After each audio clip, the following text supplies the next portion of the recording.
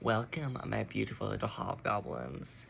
So, since it is the day of Venus, Friday, and we are 2 days away from February, which contains the infamous Valentine's Day, I thought I would make a quick video on one of my favorite deities to worship and one of my more personal ones that I see a lot of faith in, even though I've been only worshiping for like a little bit, is Duke Sallos. As you can tell, I am very hearted out. These are some very nice, like, heart glasses, and these little hearts right here. These things have hearts in them. Like a little strawberry base full of them, and they glow green in the light. I was so happy when I found these things. So, since today is Venus Day, like how I just said, I'm going to speak upon Duke Sallos. As I have his sigil drawn on the back of this too, by the way. Cute little way to worship demons is to like incorporate them into your joy, kind of. Alright, so now I'm gonna get into it real quick. His facts, his factors, his powers, what he governs over, and why he's so wonderful to worship. And with that, let's get into it. Alright, so Duke Sallos is the 19th spirit of the Ars Goetia, and he rules over 30 legions of demons. He is a demon of love, lust, and fidelity in romance. Unlike other demons, such as C3 or Asmodee, he is much more gentle with his approach for love. He very much is a true love kind of spirit. And yes, he can be called upon for more lustful reasons, but he seems to be a very chill aspect of love. He is an embodiment of Venus. He's a champion of Venus, as his elements are earth and water, which are the elements that Venus incorporates into itself and rules over. He is often described as a huge warrior wearing a ducal crown, riding upon a mighty crocodile. His fierce facade is very intimidating, but he's rather a gentle spirit, a welcoming spirit, who is full of love and tenderness, but is also capable of great defense and wrathfulness towards those who are towards those who do infidelity and adultery, to those who cheat upon their spouses, and he is protective over relationships. That's kind of like a little thing that, like, I got from him. He is a great warrior, but he brings forth romance and true love. His plants are Esther, Rose, Hibiscus, Cinnamon, and Myrtle, all of which rule over love in some aspect. His animals are, of course, the crocodile. What else did I put?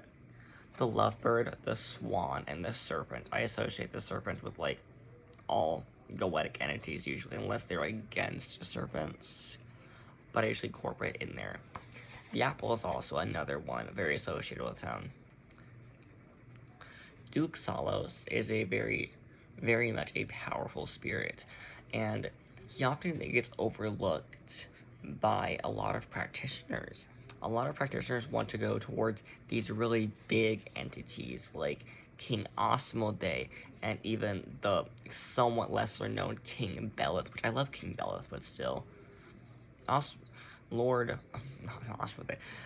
Duke Sallos is a great way to start. For Duke Sallos is very much a good deity to start with for any sort of love working or Venusian magic. He is incredibly gentle despite his very large stature and intimidating beast he rides upon.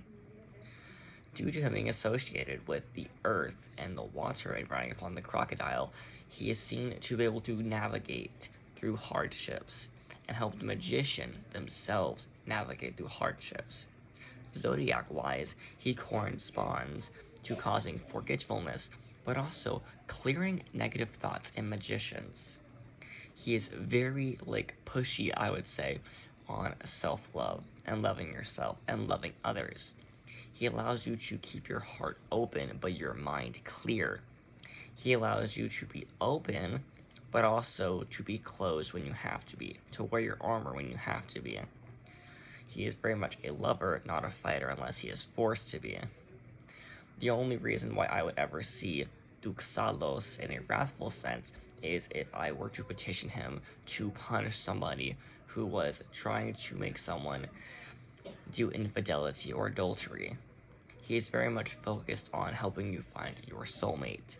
That is what I get from Duke Sallos. He rules over true love and someone who is going to deeply care about you. He rules over that deep, sentimental, beautiful love, that contentment, that love.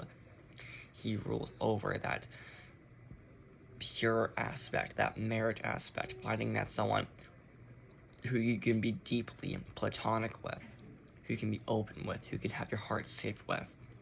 He keeps the heart full and protected. He allows you to express yourself and be you and to love you and to allow yourself to see yourself as beautiful and as amazing. Ever since I've started worshiping Duke Sallos, the first time it was a little bit iffy because I didn't know what I was doing at the first because I was new to worshiping him, but it came along really well, really well. He helps find true lovers and those who would care about you, as I have just said. He can bring forth the sexual spark, but it is a sexual spark. It's that connection, that warmth, that being able to trust your body and yourself with another person. He is very much against those who would use your body not in a loving way, for that is not love. To lay with someone just to lay with them is not love. It is not sentimental. It is not guaranteeing a full-on affection. He brings forth true affection, romance, deep passion, deep desire towards one who will protect you and who will love you even in your darkest hours. As he rules over the crocodile and is a master of Venus and the earth and water, he does help you navigate through hardships of the heart. He allows you to be protected, and he is a very protective spirit over relationships, and he rules over all love, all kinds of love, self-love, romantic love, sexual love. He also rules over love between friends and love between family, as in teaching others to love each other and love everyone around you, full on and beautifully. It is not just romantic love or sexual love he rules over platonic love. He's a very gentle spirit who knows how to tame the wild beast that is the heart. He works very well around the time of September 23rd, which that's my birthday, by the way, so that was pretty cool. He helps guide you in your darkest hour. He helps you open your heart and allows it to be shut off to those who would see you destroyed and annihilated. He is a very protective spirit, like I have mentioned so far. His sacred plant is the Ester flower, which is a plant of love, and you can use it in worship of him. His sigil metal is copper, which that's a very good metal to use since he is a Venusian entity. Copper is used to attract and bring things forth, love, money, and wealth, but more so for love with him. His other sacred flower that I would mention would be the red myrtle, as it symbolizes deep passion, fidelity, love, and desire, as well as the rose. Due to its association with marriage, love, sensuality, deep romance. And the apple, of course, to marriage and fidelity and a sexual spark. He rules over many myriads of love, and he rules over 30 legions of different spirits. His sigil is quite complex to try to draw, but is one of the easier ones to draw. He is associated with many different animals associated with love, such as the swan, which I see as his secondary animal, as his first animal, of course, is the crocodile, as he rides one. The swan symbolizes true love, romance, and mating for life. It symbolizes deep connection to one who loves you. Swans are always mated for life, and when one perishes, another, the one that, like, you know, who was the lover will, like, fly up and, like, because its lover's gone. So he can help you find someone with that mindset that will love you so much they cannot live without you. He will bring you someone who will love you so much you cannot live without them.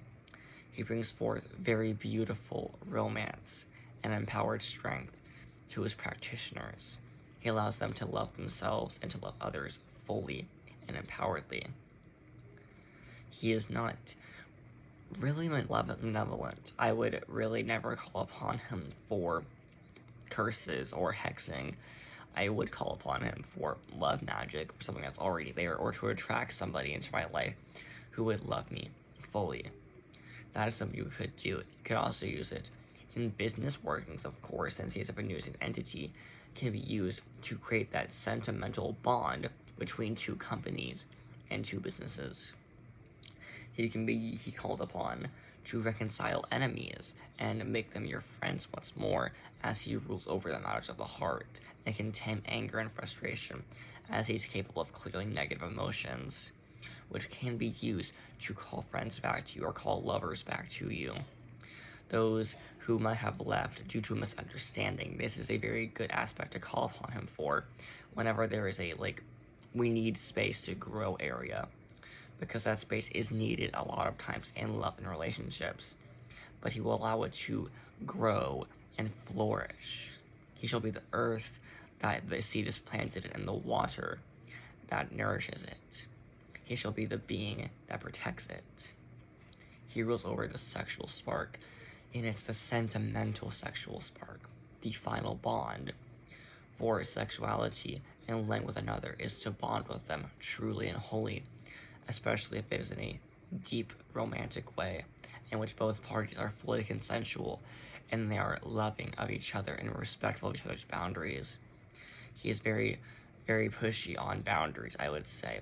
Boundaries for love is his thing. He wears armor to protect you, not to force you to do anything you don't want to do. He brings forth love of the self and love of others. He rules over 30 legions of spirits, all of which also bring forth love and fidelity and lust. He is very capable of being a great helper for anyone who is seeking marriage or love or passion.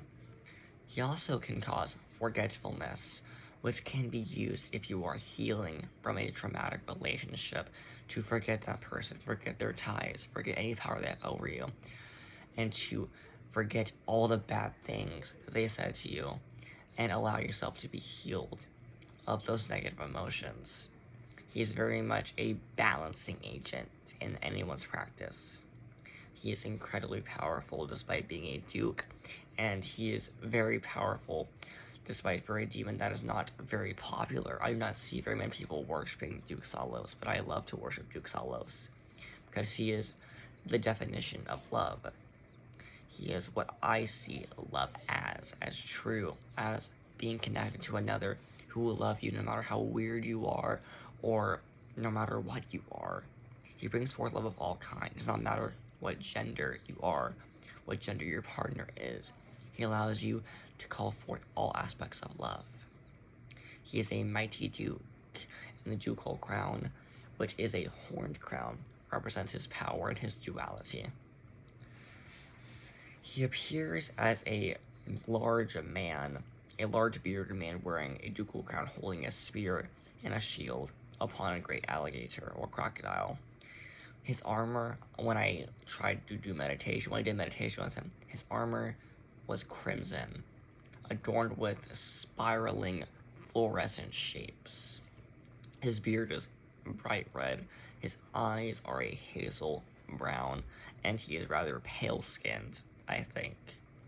He can also come forth more as like olive skin toned as well, since they do come from an era where they are like the Hebrew Middle Eastern area.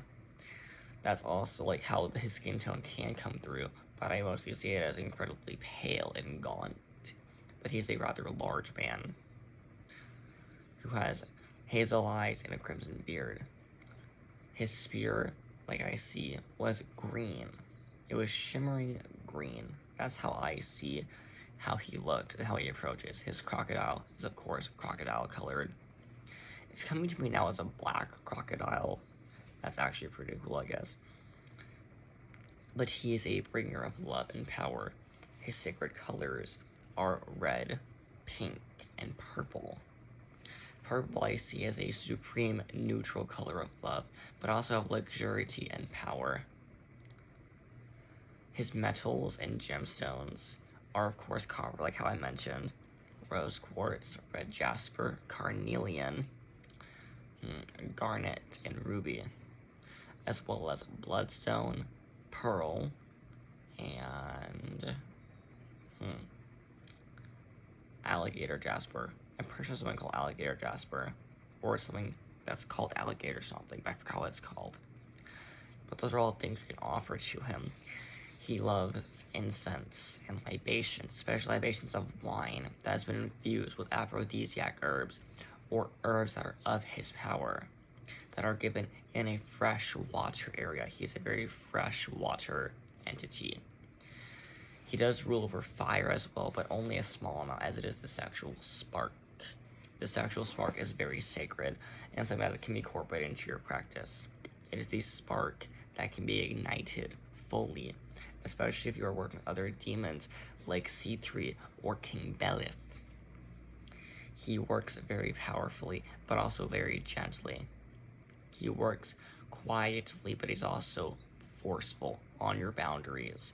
He's not forcing you to do anything, but he forces you to keep your boundaries, to keep your heart safe, and to not let it be given out to those who do not need it. He helps you love yourself and respect yourself and love your practice and respect your practice. He pairs well with Prince C3, as Prince C3 is also another spirit of love and lust and fidelity. Prince C3 is the flame that to Duke Sallos' spark.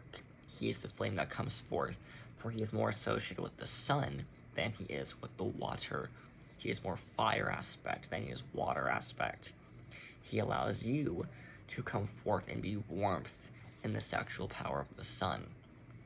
And he also works well with King Belith, who is described as a very terrifying and strong figure.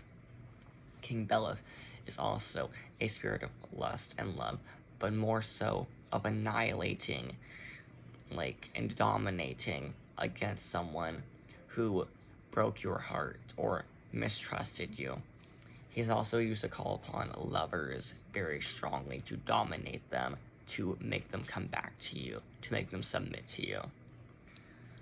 He is a lot more forceful than Duke Sallos, but does pair very well with him. Duke Sallos is the starting point, Prince C3 is the expansion of the flame, and King Belith is the eradicator of infidelity itself.